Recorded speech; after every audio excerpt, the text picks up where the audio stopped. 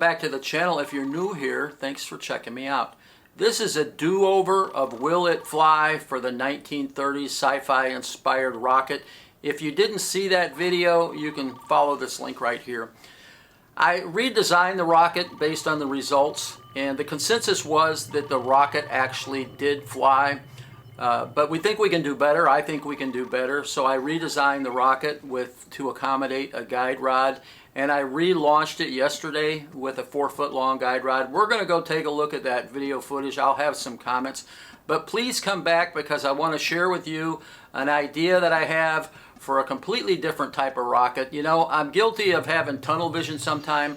I had an epiphany, and I'm going to share something with you that we're going to launch in the near future. I've got high hopes for that, and that'll be upcoming on a new episode of Will It Fly in the coming days.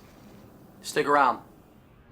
The only design change between this version and the previous version is that I added a pocket for a guide rod.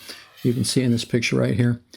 The equipment that I took out to the launch site, which was a local school and a soccer field, 2 drones, 2 action cameras, one mounted on a tripod, one mounted on a headband.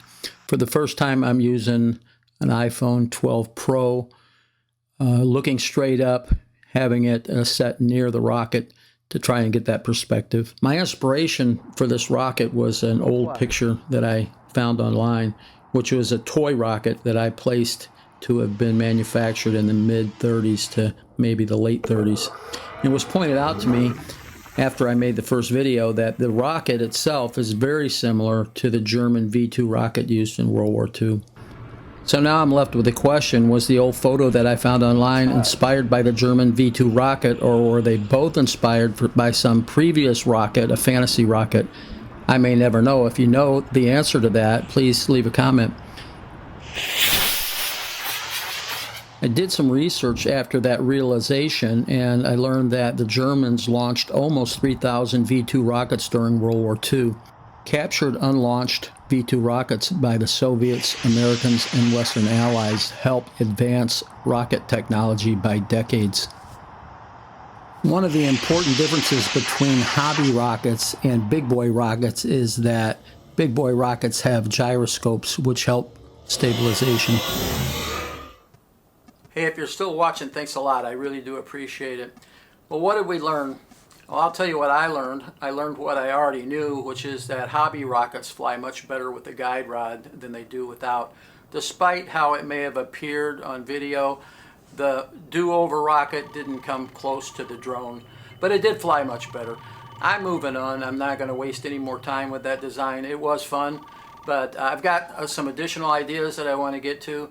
Before we cut away, I mentioned that I had an epiphany, and it came to me that aluminum cans would make an ideal rocket body.